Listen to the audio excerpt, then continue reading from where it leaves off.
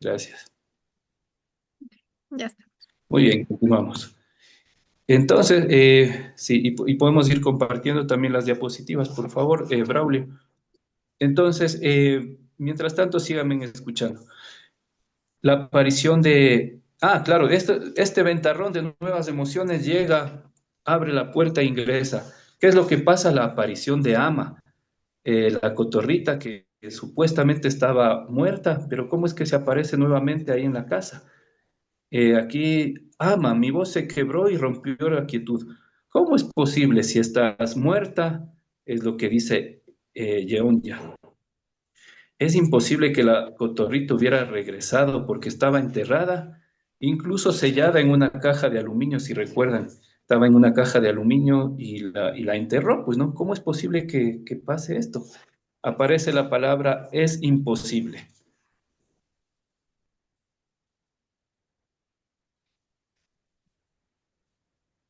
Yeon ya no sabe si está en la realidad o está soñando.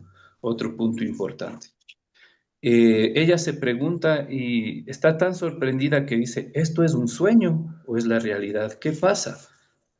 Ella extiende la mano hacia Ama, que había dejado de picotear, de comer, y se le sube a la mano. En ese instante dice que siente las patitas, siente la suavidad de la vecilla y se le enciende el corazón y las pupilas de cariño a Yeonya. Luego de esto, ya entra en esa dimensión, digamos, de la sorpresa, ¿no? No sabe Sí, lo o que está sea, no pasando, creo que sea necesario. Pero bueno, con no todo. sabe qué está pasando. Y luego viene otra gran emoción que irrumpe totalmente, la aparición de Inseon. Ella está en el taller, fue a calentar algo ahí en el taller de carpintería y reconoce o puede ver una silueta oscura de lo que parecía ser una persona. Se queda petrificada. La silueta oscura y redondeada se mueve y comienza a alargarse. Aquí voy a leer lo que dice el libro, ¿no? La silueta oscura y redondeada se movió y comenzó a alargarse. Se estaba incorporando. Extendió las rodillas y apoyó las piernas en el suelo. Luego levantó la cara enterrada entre los brazos y me miró. Yeonya era Inseon y le llama por su nombre a Yeonya. Esa es la gran sorpresa. Por último, en el resumen, eh, hablábamos la anterior introducción que esto es como ir descubriendo, interpretando por medio de pistas. Y solo les dejo aquí algunas preguntas de las que y que también nos ayudará a descubrir y a entender mejor este capítulo. Por ejemplo, ¿cuándo estaré soñando? Todas estas preguntas, eh, como les digo, son pistas para descifrar e interpretar el libro. Bueno, hasta ahí llegamos con el resumen y hoy nos ubicamos en la página 149 del último del libro físico y en la 169 del libro digital. Vamos a empezar leyendo el último párrafo que nos va a faltar, en donde dice, si podemos proyectarla ya, la parte que dice, siéntate aquí, dijo Inseun.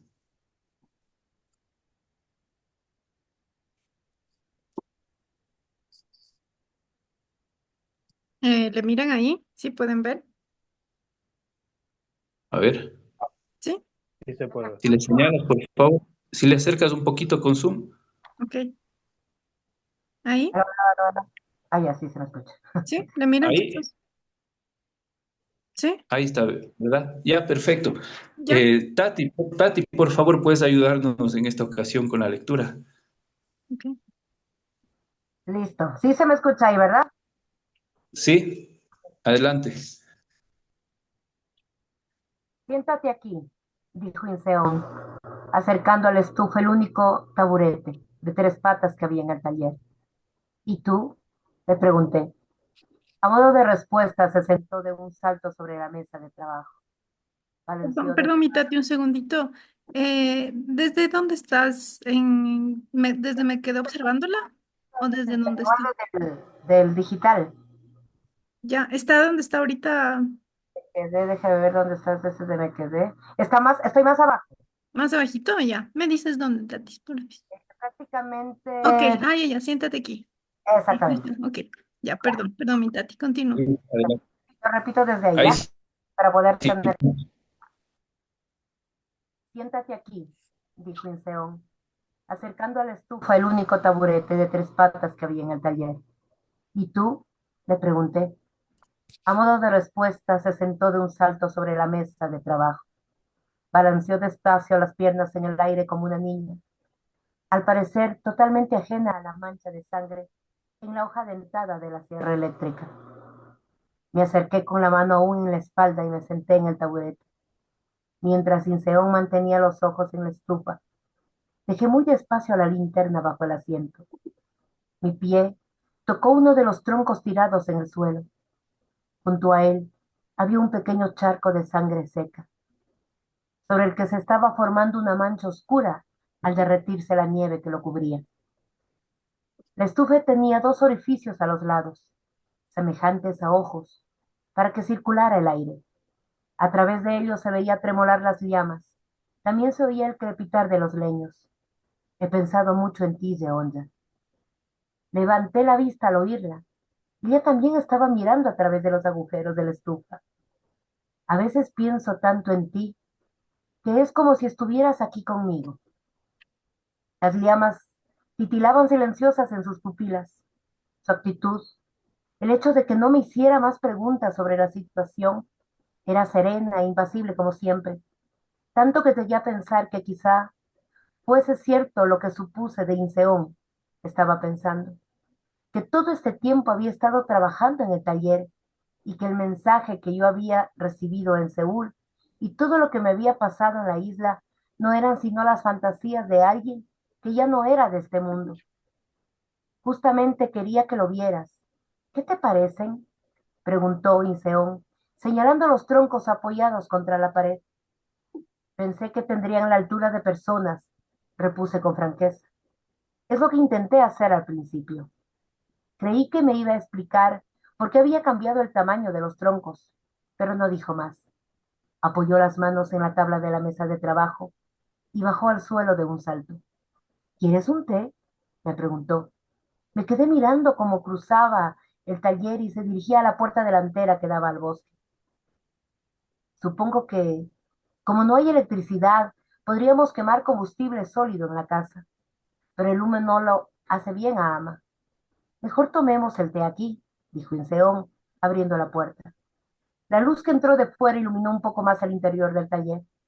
Con ayuda de esa luminosidad, Inseón se puso a buscar algo en el congelador de una nevera pequeña que se encontraba junto a la puerta, mientras tarareaba una canción que yo no conocía.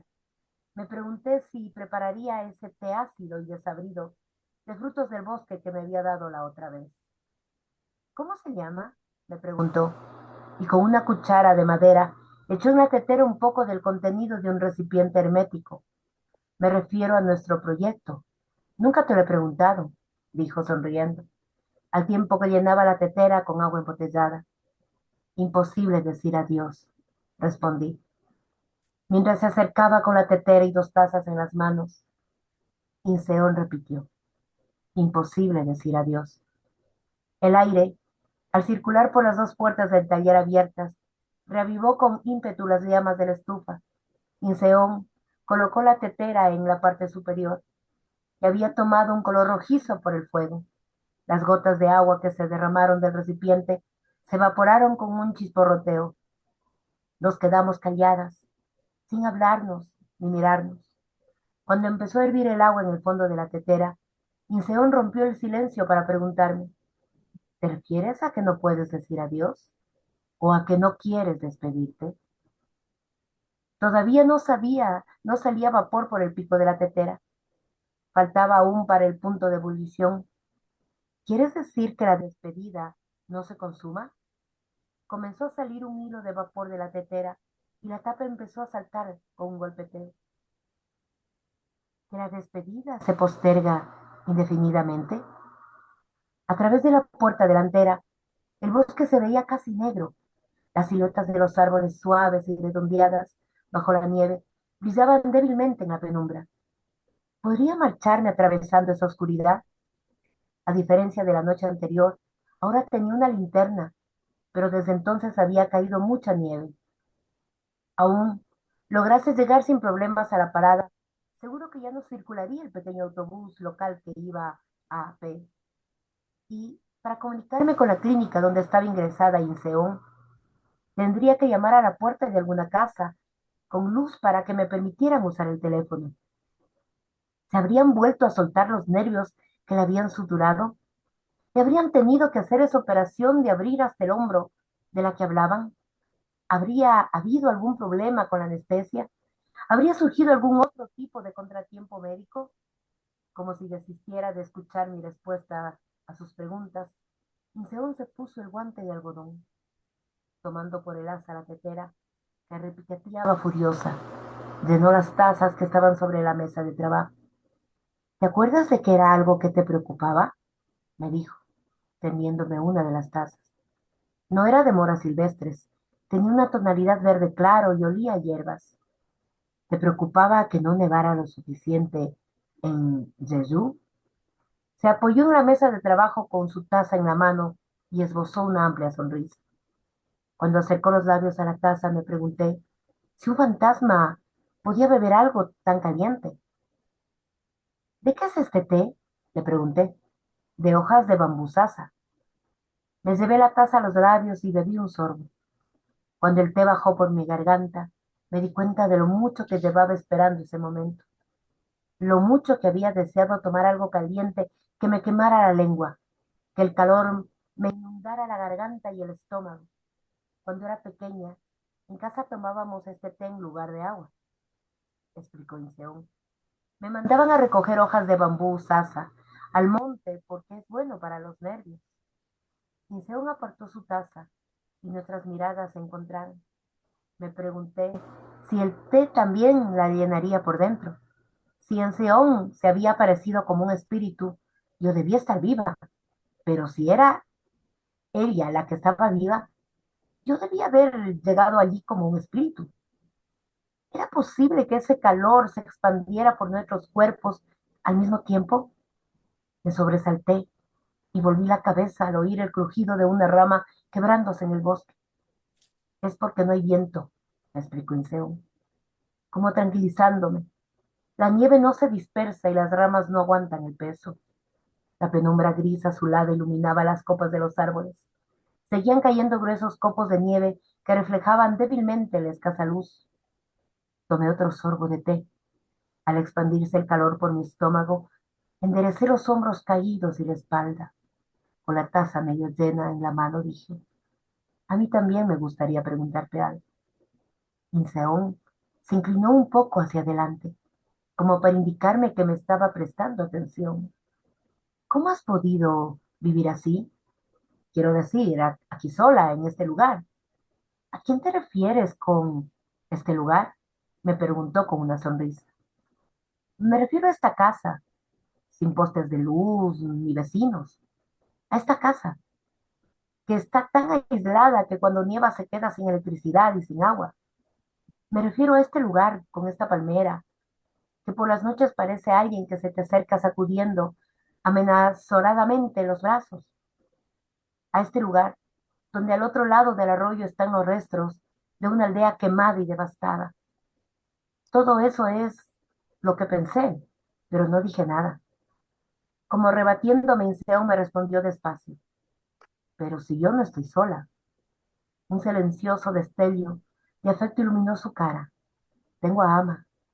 El destello se apagó, pero renació como un rescoldo melancólico. Ami murió hace unos meses. Durante 3 días, Ama solo bebió agua. No quiso comer, ni siquiera las moras que tanto le gustan. Tras una pausa siguió diciendo, por la mañana, Ami estaba bien, pero cuando volví a la casa al anochecer, tenía los ojos opacos. Lo llevé de inmediato al veterinario. pero murió al día siguiente. La penumbra que entraba del bosque iba ensombreciéndose paulatinamente. La creciente oscuridad hacía más intenso el fulgor rojizo que salía del estufa. Me pregunto por qué fingió que estaba bien, por qué me ocultó que estaba enfermo. Yo no era un depredador al que hubiera que temer. Inseón hablaba con la vista fija en los ventanucos rojos, como si observar esos orificios semejantes a ojos hiciera fluir sus palabras como metal fundido. Manteníamos conversación, Amy y yo. Tú misma lo viste. Volvió a bajarse del banco de trabajo. ¿O puede ser que en realidad no nos comunicáramos? ¿Que no fuéramos más que un pájaro y un ser humano el uno para el otro? Con movimientos diestros volvió a ponerse los guantes de algodón y abrió la puertecilla de la estufa. Movió los leños con un atizador, haciendo que saltaran chispas. Sentía el calor de las llamas en el rostro. Pero no es el final. La voz de Inseón me llegó a través del aire caliente. Aún no nos hemos separado del todo. Todavía no. ¿Dónde lo enterraste? Le pregunté, sin saber qué decir para consolarla. En el patio, dijo, cerrando la puertecilla de la estufa que había adquirido una tonalidad carmesí. ¿En qué parte? Debajo del árbol, explicó, alzando la vista hacia la pared sin ventanas que daba al patio. Debajo de esa palmera que dijiste que parecía una persona. Quizás le había removido y destruido la fosa de Amy, sin darme cuenta. Quizás había destrozado con la pala los huesecillos en proceso de desintegración y los había dispersado al rastrillar la tierra con las manos.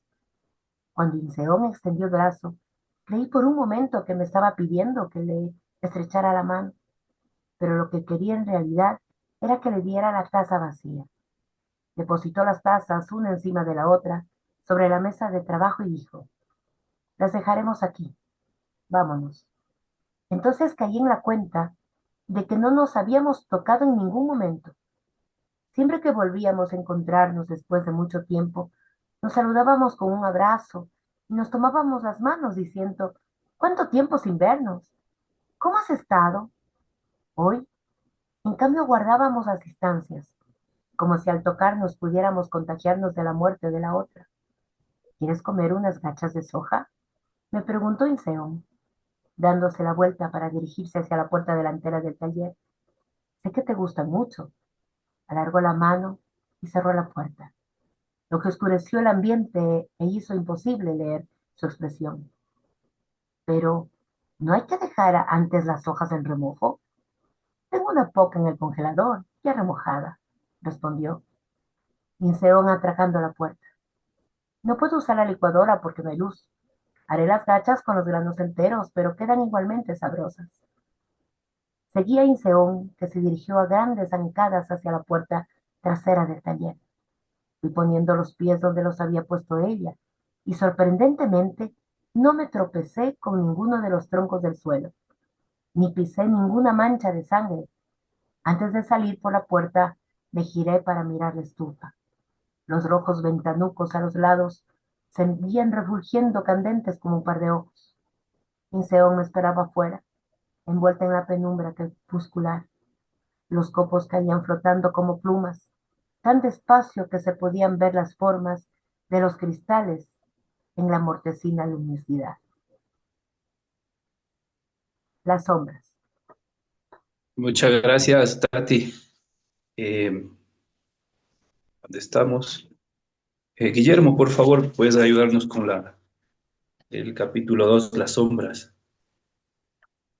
Con la lectura les voy a fallar por esta vez porque ando con un problemita de lectura. Perdón, con un problemita de visión, así que voy a estar Está bien, leyendo y cortando, así que escucha, por hoy escucha. paso. Ya, Guillermo, muchas gracias. Daniel, por favor, estás con la cámara prendida, creo que estás por ahí. Sí, hola, hola. Gra- Sí, llegué hace un ratito, pero con gusto. Las sombras. Mientras abría con cuidado la puerta de la casa, Inseon se giró hacia mí y acercándose el dedo índice a la boca me susurró. Ama debe de estar dormida, no la despertemos. Iluminándose con la escasa luz que entraba por la puerta, abrió el mueble zapatero y empezó a buscar algo en su interior mientras yo la miraba desde fuera. ¿Dónde estará la linterna? Murmuró para sus adentros con expresión abatida, para exclamar al instante, pero si tengo velas. Se volvió hacia la puerta en busca de un poco de luz. Tenía en la mano una pequeña caja de cerillas, de esas que regalan en algunos establecimientos. Encendió un fósforo con un chasquido, lo acercó a la mecha de una vela nueva y luego lo apagó. Entra, susurró, quitándose los zapatos de trabajo y adentrándose en la sala. Cerré la puerta y la seguí al interior de la casa. Una suave penumbra que no era del todo luz, pero tampoco oscuridad completa, se filtraba a través de la ventana. Impregnados de esa luminosidad, caían miles de copos de nieve. Miré hacia la lámpara que colgaba sobre la mesa del comedor y en cuya pantalla Ama se había estado columpiando hacía un rato. ¿Se habría metido en la jaula? Estaría dormida, como decía. Podía dormir. Inseon estaba inclinada sobre la mesa, absorta en la tarea de verter cera derretida sobre el tablero. Cuando hubo derramado la suficiente, colocó la vela sobre el pequeño charco de cera fundida y esperó a que se endureciera para que se mantuviera recta. Yeonga, me llamó Inseon en voz baja, sin levantar la vista. ¿Puedes hacerme el favor de cubrir la jaula? Me acerqué de puntillas. La puertecita de la jaula seguía abierta, tal como la había dejado Ama. Pero, salvo las cáscaras de semillas en el suelo y el bebedero a medio llenar, estaba vacía. Cuando cogí el paño que colgaba a un lado de la mesilla y tapé la jaula, Inseo me preguntó, «Duerme, ¿verdad?» Fui hasta la cocina y me senté en una silla como si no ocurriera nada, como si aquella fuera una noche normal y me hubiera pasado por casa de una amiga para hacerle una visita. Con la misma naturalidad, Inseon buscaba algo en el congelador apagado, como si lo único que le preocupara fuese hacerle una cena decente a una amiga que había venido a visitarla de improviso. Me quedé mirando la llama de la vela, cuya mecha ardía absorbiendo la cera derretida. Pequeña y silenciosa, aquella llamita no podía compararse con las fulgurantes llamaradas de la estufa.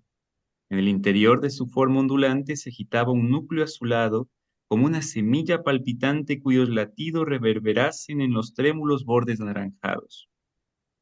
Me acordé entonces de que una vez metí un dedo en el fuego. Hacía tanto de aquello que lo había olvidado. Fue en el otoño del último año de primaria. Tras advertirnos de que tuviéramos cuidado con el fuego, la maestra salió un momento del aula de ciencias dejándonos solos. Uno de los niños afirmó en voz alta que, si pasaba rápidamente el dedo por la llama, no sentías dolor ni te quemabas. Queriendo demostrar lo valientes que eran, varios de mis compañeros se pusieron en fila y, haciendo un esfuerzo por disimular el miedo o sin poder ocultarlo, fueron metiendo la punta del dedo en la llama del quemador de alcohol para luego sacarlo a toda prisa. Cuando llegó mi turno y pasé el índice por la llama, experimenté una suavidad y una subida de tensión increíbles.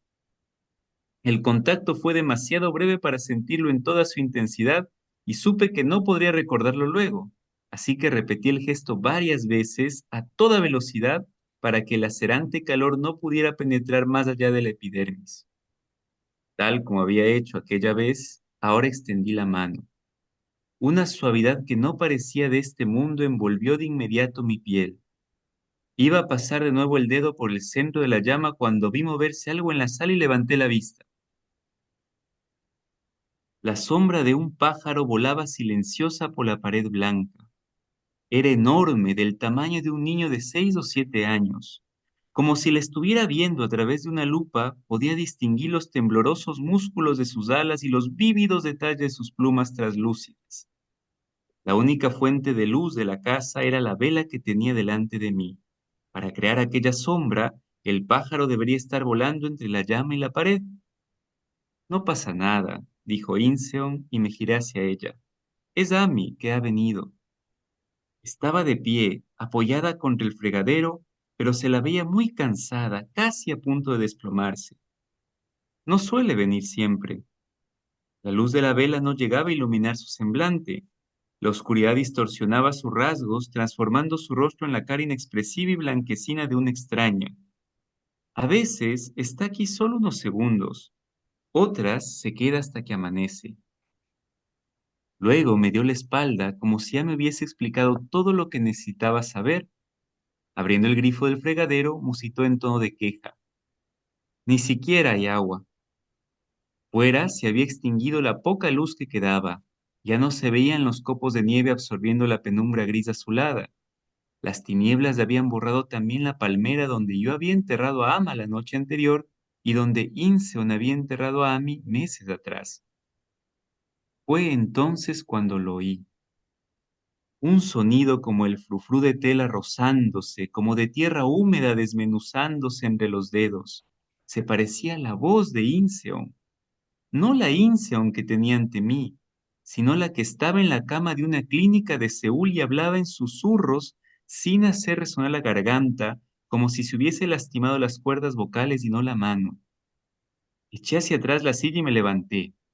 Di un paso hacia esa sombra que no se sabía si quería levantar el vuelo o posarse en algún lado. Esa sombra que aleteaba eternamente suspendida entre las vigas del techo y el suelo de madera. Extendí la mano hacia donde debía estar el ave, en algún punto entre la vela y la sombra. No, fue lo que creí oír, como si todos los sonidos sordos se supusieran en una sola palabra. No, no. ¿Era una alucinación? La palabra se desmenuzó y dispersó en el aire. El frufrú de telas desapareció, llevándose el eco. Inseón se había sentado a la mesa del comedor. Ahora estaba más cerca de la vela y la llama refulgía en sus pupilas, por lo que su rostro se veía lleno de vida. No parecía la misma que se apoyaba hace un momento contra el fregadero con semblante agotado. Cuando estuve aquí en el otoño del año pasado, empecé a decir, pero entonces vi desaparecer la vitalidad del rostro de Inseon. Aquella vez, Ami también dijo eso.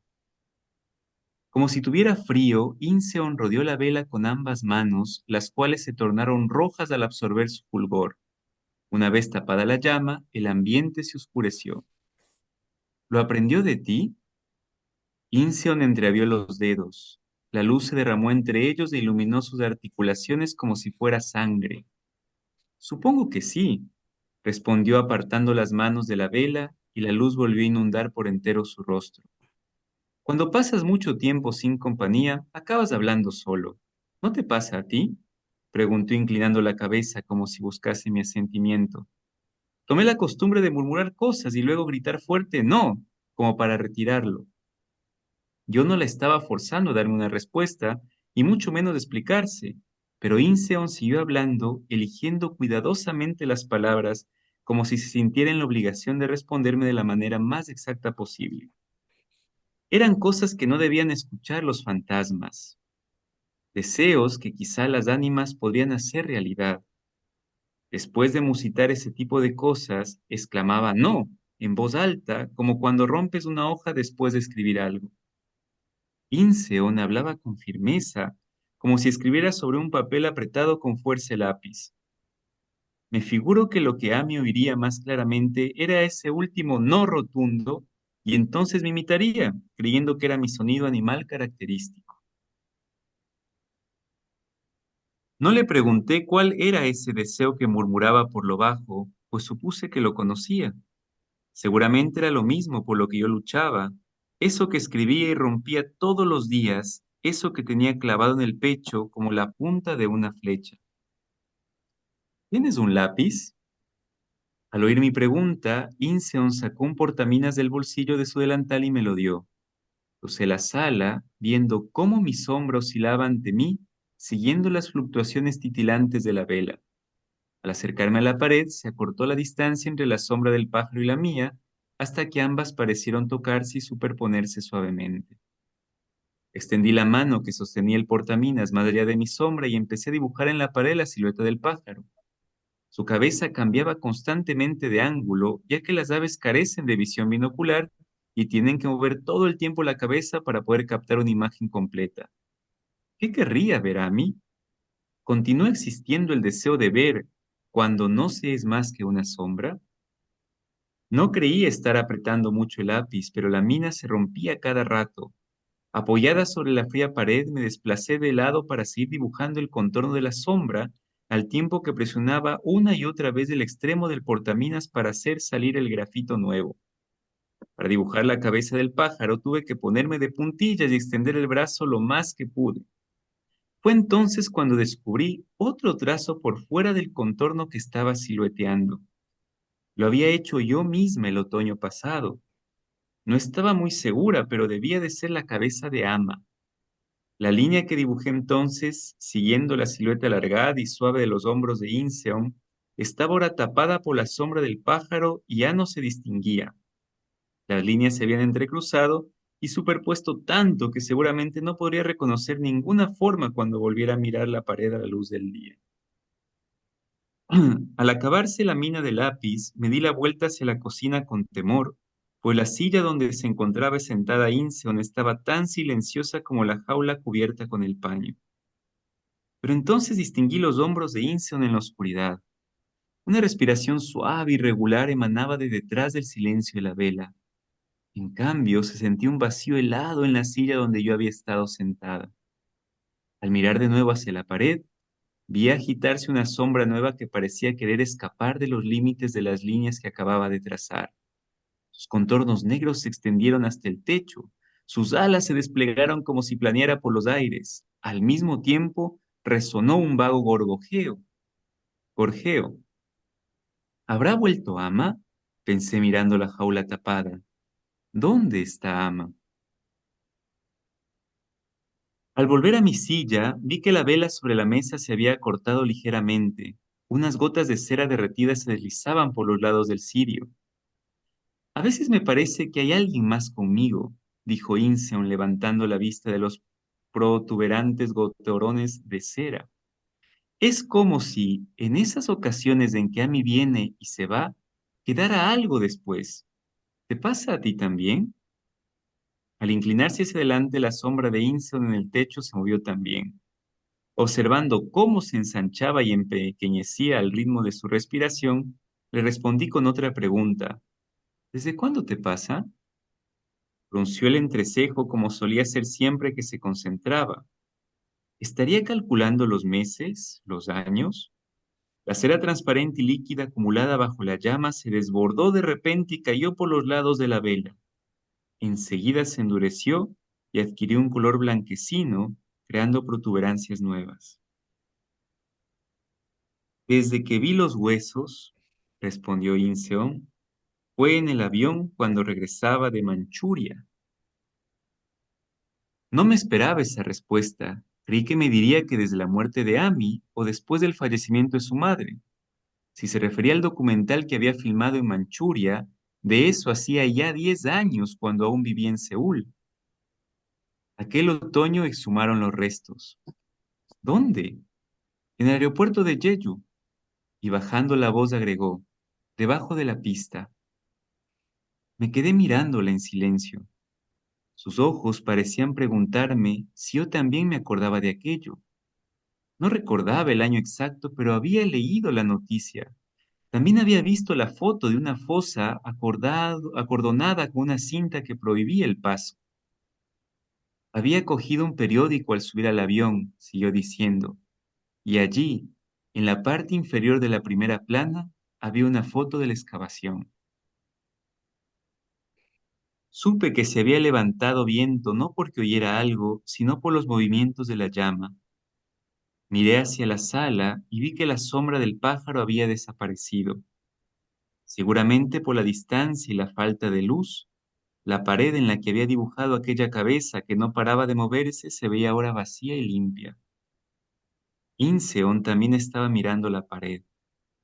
Creí que iba a levantarse de un salto y que cruzaría la sala a grandes pasos, que le quitaría el paño a la jaula y me preguntaría por Ama, que me pediría cuentas por no haberla salvado.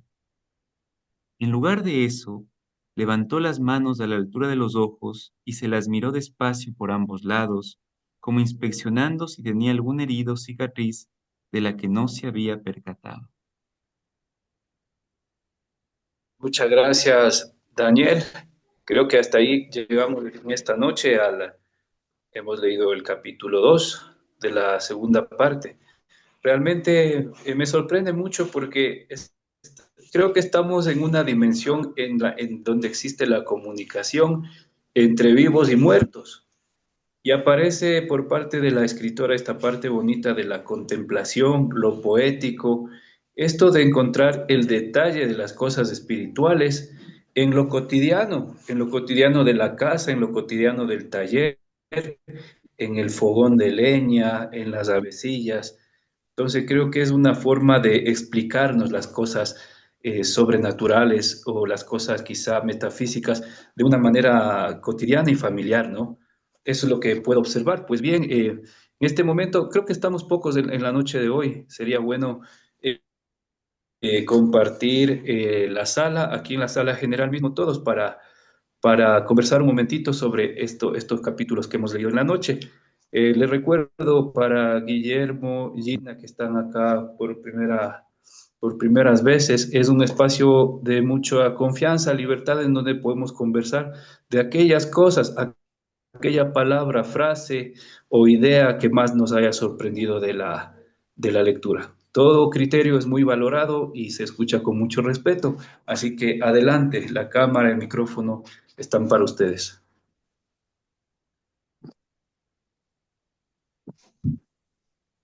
Bueno, me aventuro, hacia que no... Se escucha bien, ¿no? Porque este auricular a veces anda un poquito mal.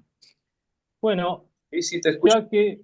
ya que nos invitan a la confianza, yo con eso no tengo problema. Así que voy a ser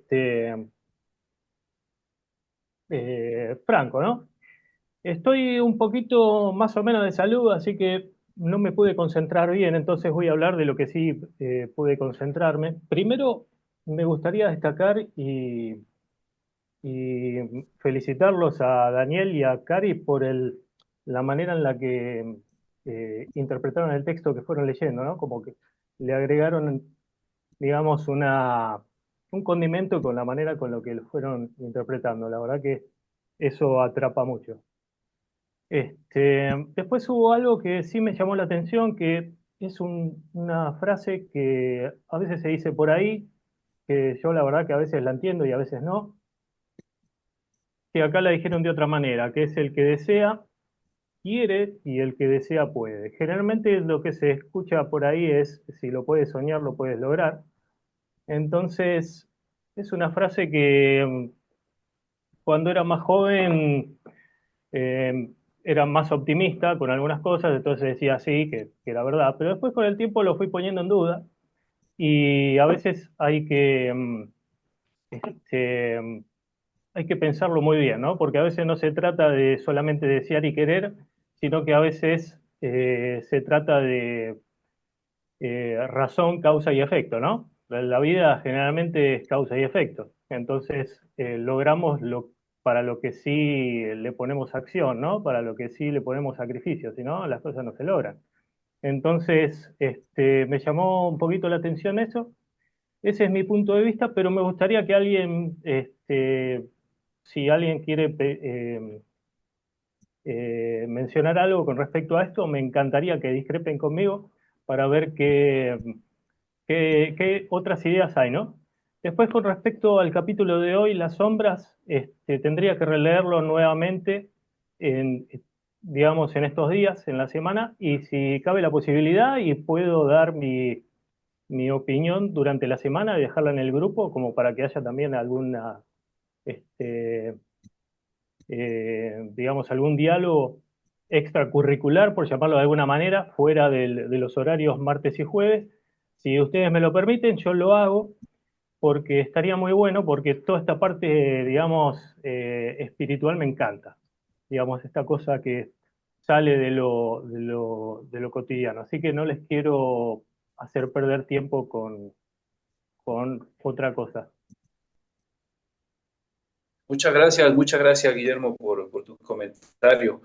Realmente este tema del desear, el querer y el poder, ¿no? En el libro se trunca y hay una palabra que aparece ahí con signos de admiración, el no. El deseo, yo deseo, yo quiero, pero a veces se trunca con el no. ¿Qué es lo que pasa en el contexto del libro?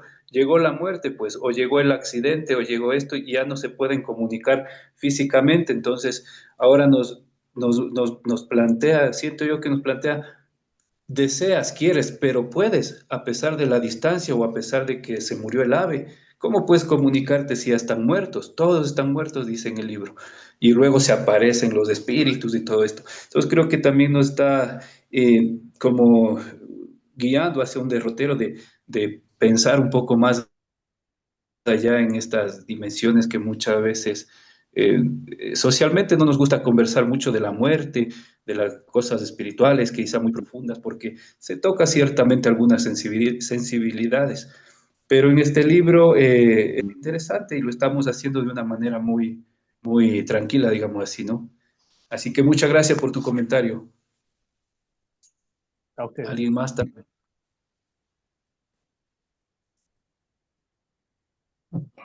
Buenas noches con todos. A ver, justamente me voy a lo que Guillermo dijo, porque es la parte que también me llamó la atención a mí de lo que leímos el día de hoy. Y en la lectura dice, no podemos decir adiós o no queremos despedirnos. Es como que le hace una pregunta. Y podríamos decir que es como cuando tenemos aquí en Ecuador ese dicho que cuando estamos reunidos y cada rato nos despedimos y nos despedimos y decimos, el que mucho se despide por las ganas tiene de irse. Entonces yo creo que eh, el capítulo de hoy está muy atado a lo que leímos la semana anterior, que yo decía que a veces se nos imposibilita o nosotros mismos individualmente nos negamos a decir adiós, adiós a personas, a hechos, a cosas, a miedos, a crecimientos personales y nos podemos muchas veces atar a cosas que no nos son placenteras, que no nos hacen crecer, pero por alguna razón no podemos decir adiós, no podemos soltar. Y creo que cuando no podemos soltar, no es que no podamos, no queremos. Y ya tenemos razones muy individuales porque nuestro alrededor, por a veces circunstancias dirán, es que ¿por qué sigues ahí? ¿O por qué sigues haciendo esto? ¿O por qué sigues con esta persona? Pero algo de nosotros no nos permite, nosotros mismos no nos permitimos soltar ciertas cosas que de pronto nos hacen daño, ¿no? Porque bueno, las cosas que nos hacen bien, qué rico, sigan con nosotros. Pero creo que los seres humanos nos acostumbramos tanto a estar, somos muy cómodos cuando tenemos ciertas situaciones en la vida, El micrófono. a pesar que no, em, que sabemos que no nos hacen bien, no queremos saltar. Tal vez por el miedo a experimentar cosas nuevas, por el miedo a dejar de ver esos fantasmas y querer ver realidades nuevas y dejar fantasmas antiguos. Es lo que yo creo. Bueno, sí, me encantaría agregar algo a lo que dijo Tati. Hay algo que sí es verdad, que a veces nos negamos a dejar partir, pero en realidad yo pienso que nos negamos a aceptar que todo tiene un fin, ¿no es cierto? Absolutamente todo. No hay algo que no tenga un fin. Las relaciones, eh, las cuestiones materiales, para mí absolutamente todo tiene un fin. Este, Así que, y eso más que nada se ve también en las relaciones interpersonales, ¿no? Especialmente entre la relación hombre-mujer, que a veces hay parejas que siguen estando juntas, aunque se dañan y se lastiman y no se hacen bien y no se quieren, siguen estando juntas y se separan y después vuelven. Entonces, habría que ver qué es lo que nos pasa a todos, ¿no? Porque esto pasa acá, pasa en Argentina, pasa en las comunidades de Europa, en todos lados, ¿no? Entonces sería como digamos, no sé cómo lo mencionaría la psicología, pero yo creo que es algo que ya tiene que ver con estructuras de pensamiento, ¿no? Por lo menos así lo veo yo. Muchas gracias, Tati, muchas gracias, Guillermo. Sí, Hola. ciertamente estamos en esta pregunta de si es posible o no decir adiós. Hoy nombró el proyecto, dijo, ¿cómo se llama nuestro proyecto? Imposible decir adiós.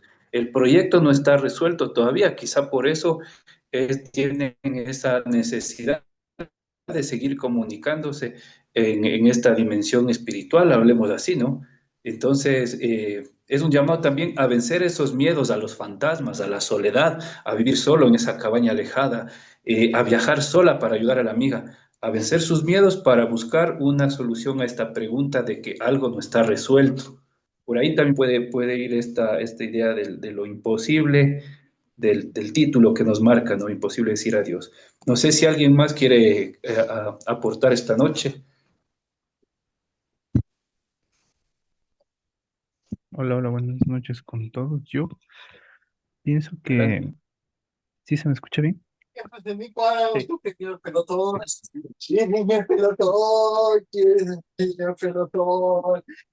Sí. Me voy a... Sí se escucha. Adelante, Ricky. Ya, creo que en esta parte yo me pongo como más, em, se me fue la idea, se me fue el avión.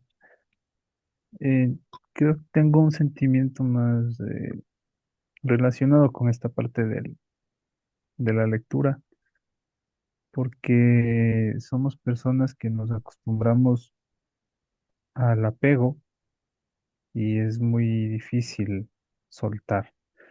Entonces aquí como se revela y el título del libro mismo lo dice, imposible decir adiós. Pienso mucho en esa frase y pienso mucho en que ella no deja ir a esas personas, que hasta las puede estar este, observando en sus sueños, en sus pensamientos, están todo el día presentes. Y me ha pasado, ¿no? Con personas que hemos perdido acá en familia, o personas que aunque sigan vivas, se siente como que se hubieran desaparecido de nuestras vidas y es imposible, bueno, no digo imposible, pero bueno, es casi para nosotros el, el dejar ir estas personas y no tener esa presencia de ellas en nuestro día a día. Digo eso porque me ha pasado mucho que sueño a una persona, a pesar de que ya no tengo nada que ver, no la he visto en años, no tengo ningún tipo de relación en común, no tengo tampoco comunicación y sin embargo siempre está presente ahí en mi cabeza, ¿no? Rondando la cabeza y a veces la sueño. Es un poco frustrante a veces no poder dejar de tener su presencia. Entonces, pienso eso, en el desapego es muy difícil y sin embargo intentamos hacer eso. Intentamos por cualquier medio cortar el sentimiento para poder sanar, pienso yo. Pero si nos pasara como le pasa al personaje de la historia, que tiene una persona que fallece o un animalito que fallece, a quien quiso mucho, a quien llenó esos huecos de soledad, esa parte interior suya, no quiere dejarlo ir porque eh, tal vez no está aprendiendo a convivir consigo mismo y necesita de estas personas para seguir caminando. No eso nada más. Muchas gracias, Ricky. Ciertamente, este tema del apego y de soltar, ¿no? Pero yo me hago la pregunta y digo, ¿se puede soltar algo que se ama? Eh, No sé si quizás, me escuchen, ¿sí? sí, adelante, adelante, ¿con quién? Hola, buenas noches. Para mí es un placer poder convivir con ustedes en esta lectura. Me tuve que salir un poquito de donde estaba, pero porque realmente me llamó muchísimo la atención lo que estaban comentando. En México tenemos la cultura muy arraigada de honrar a nuestros muertos, eh, y es una forma de rendir su presencia porque nadie está muerto si lo tenemos presente en nuestro corazón y en nuestra alma. Entonces, eh, en el libro yo siento que es una parte importante para ella sentir que espiritualmente está soltando algo, ¿no? Aunque no se ha dado cuenta en su totalidad, porque yo siento que todavía no logra descifrar dentro de su persona, dentro de su ser, em, que por eso navega entre lo espiritual y lo terrenal, porque obviamente no ha aterrizado realmente ese sentimiento como tal. En mi forma muy personal de ver la vida y hablando sobre lo que comentan del apego y el del soltar a las personas que uno ama, creo que también es muy importante ver de qué manera vemos el duelo y cómo enfrentamos esa parte sobre el temor a la palabra muerte. Y también cómo te enfrentas tú a tu propia soledad, porque también es una parte muy importante para ver y encontrar una parte de ti en este duelo, ¿no? Em, yo creo que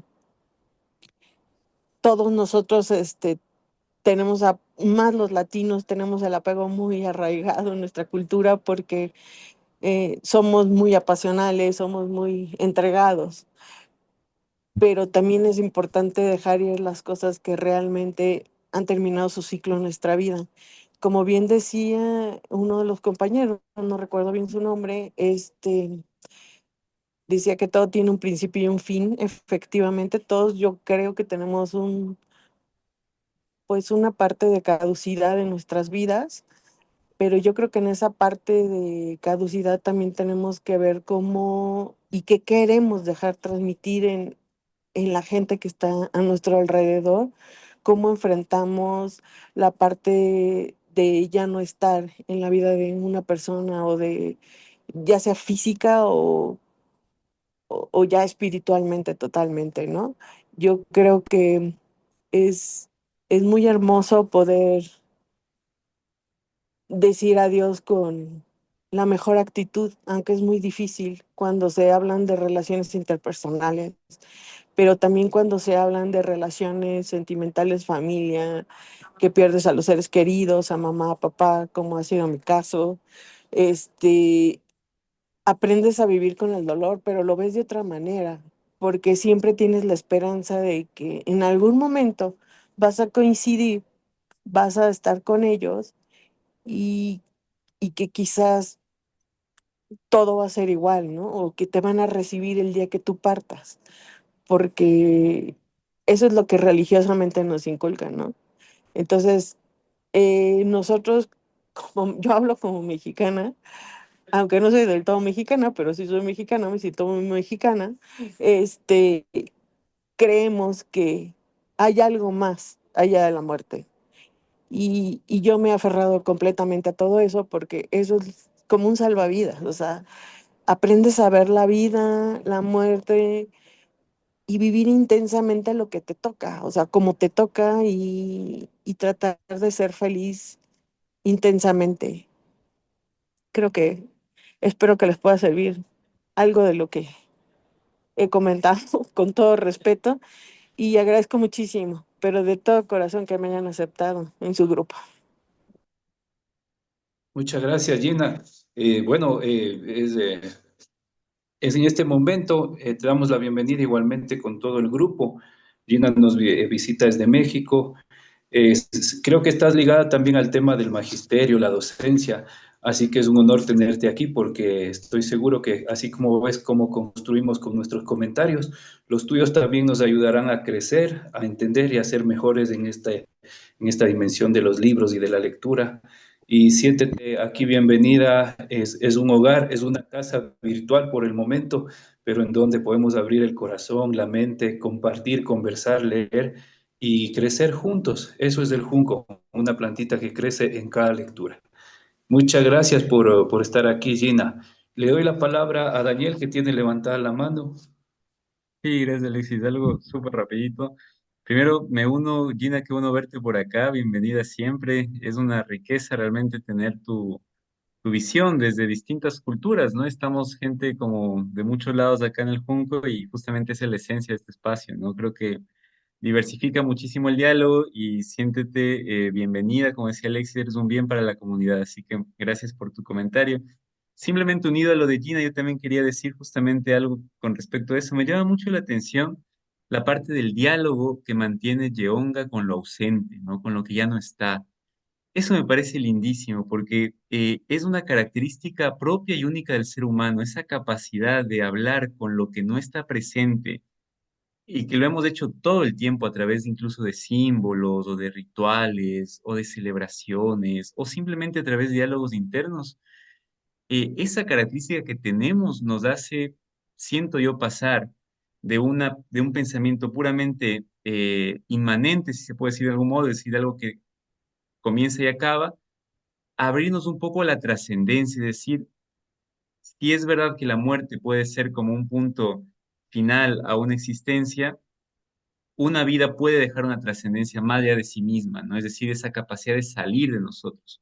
Y ahí entramos como en otro ambiente. Yo creo, y con esto termino, que Yeonga, en este diálogo que mantiene, está hablando con esa trascendencia que ya no solamente es de su amiga, sino ya comienza a aparecer otro tema que sale justo al final del capítulo, que es un hecho histórico que les atraviesa a las dos, ¿no? Algo que está más allá de nosotros, que es la sociedad que nos trasciende, que está como nos forma, que es imposible no adquirirla de algún modo. Entonces, estos diálogos que van a surgir sobre esto me parecen riquísimos y yo solo quería decir que me gusta mucho escuchar y ver a Yeonga hablando con esta Inseon y en algún momento diciendo también, pero esta no es la Inseon que está ahorita en el hospital, ¿no? Internada.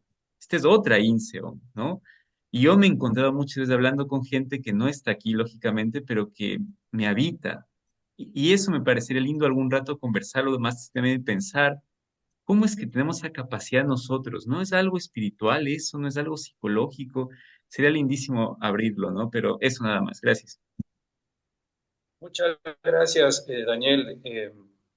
Tenemos aquí a alguien más que es Yadi. Tenemos, creo, 3 minutitos más para compartir antes de que se acabe la hora programada, así que aprovechémoslo. Adelante, Yadi, que todavía aún no ha opinado. Hola, buenas noches con todos. Bueno, mil disculpas, estoy un poquito enferma, me he dado una gripe terrible, pero bueno, yo quería decirles que me pareció súper lindo el texto que leímos hoy, porque como decía Dani, es la forma en que redacta esta autora y que nos transporta en el tiempo y nos hace entender qué queremos o qué buscamos a veces en la soledad. Y creo que la pérdida de Ama es realmente un hecho que marca la vida de su dueña, de su compañera, de su confidente, porque cuando nosotros perdemos una mascota, también tenemos esa sensación de ausencia que no se llena con el tiempo, que podemos tener otra mascota y otra mascota, pero que siempre queda un recuerdo y nunca terminamos de decirle adiós, y más aún con los seres humanos, que me pareció interesante lo que decía Gina. Ella viene de una cultura donde se tiene una conexión muy especial con el tema de los muertos, y creo que parte de la cultura andina ecuatoriana también es así, ¿no? Es recordar en noviembre a nuestros muertos y honrarlos. Y es una forma de mantenerlos vivos. Entonces me gustó mucho la lectura de hoy porque nos hace meditar y reflexionar en qué pasa cuando alguien ya no está con nosotros y nuestro consciente o nuestro subconsciente jamás lo olvida y jamás le dice adiós, porque vive con nosotros aunque pase el tiempo. Eso nada más. Muchísimas gracias, Yadi. Bueno, hemos llegado, me disculpan los demás que tenían la mano levantada. Podremos seguir conversando en las siguientes sesiones. Agradecerles mucho por esta noche tan fecunda, tan nutritiva para el alma, para el ser de cada uno. Les agradezco y nos vemos en la próxima lectura, que sería el día jueves. Muchísimas gracias a todos. Hasta Gracias, pronto. Alexis. Gracias con todos. Cuídense, descansen. Chao, Chao, chao. chicos. Chao, chao. Chao, Chao, muchas chao. Buenas gracias. noches, descansen, Linda Dios los noche. bendiga. Hasta mañana.